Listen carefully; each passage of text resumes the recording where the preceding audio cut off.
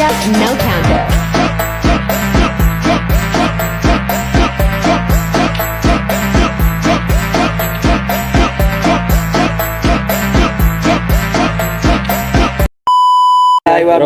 Assalamualaikum warahmatullahi wabarakatuh. Perkenalkan, kami dari kelompok 2 yang bernama BPJS.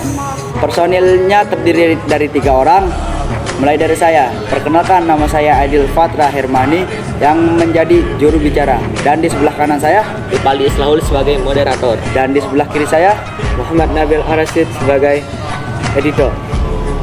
Oke, kali ini kita akan menceritakan cerita inspirasi yang berjudul Lalat dan Semut. Tanpa banyak basa-basi, kita langsung saja menuju ke videonya. Let's go. Melompat-lompat dikejar-kejar anaknya yang kecil meloncat. Senja lucu dengan kasih sayang ibu dan anak. Langit senja Iya.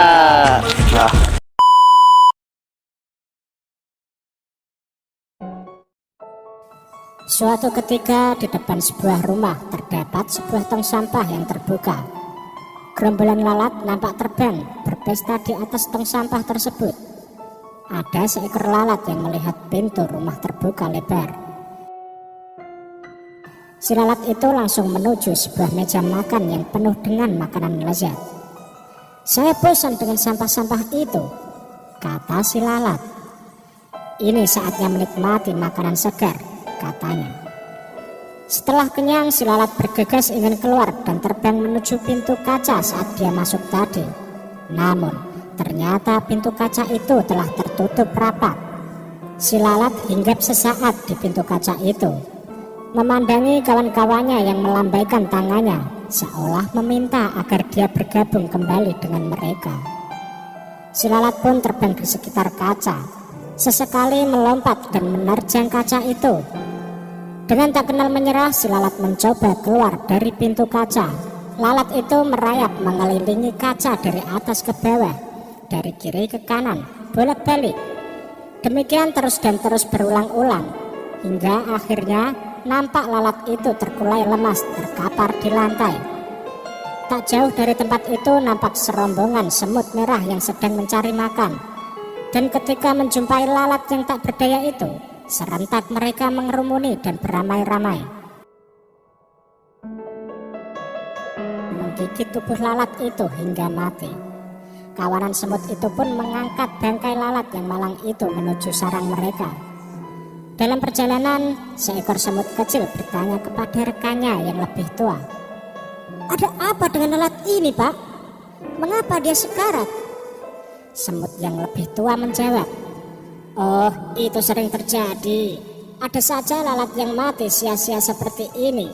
Sebenarnya mereka ini telah berusaha.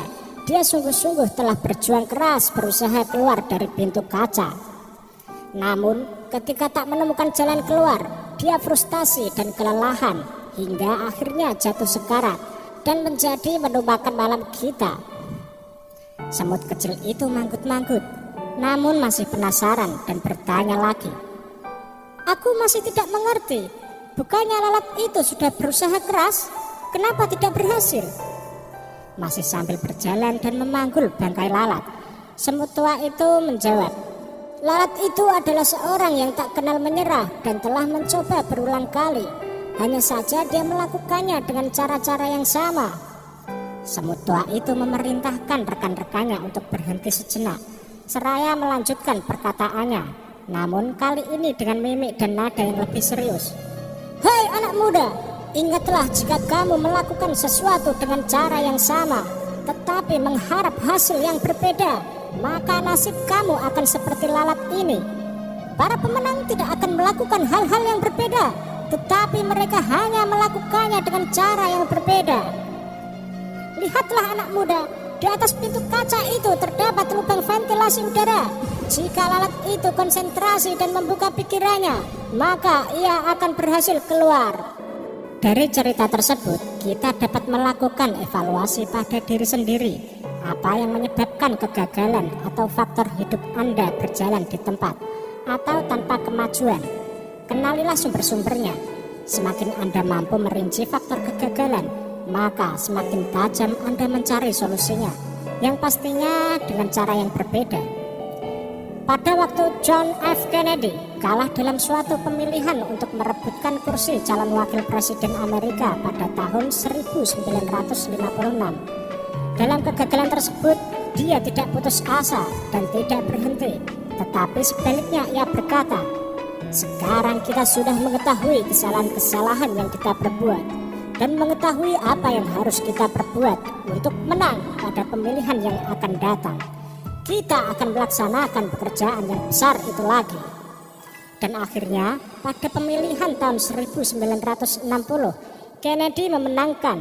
Bukan lagi wakil presiden yang ia menangkan, melainkan ia memenangkan sebagai presiden termuda Amerika Serikat. Nah sobat, semoga kisah dari lalat dan semut tadi dapat menginspirasi sobat semua. Ikuti terus video dari Celah Terang, inspirasi dahsyat rahasia pola pikirmu.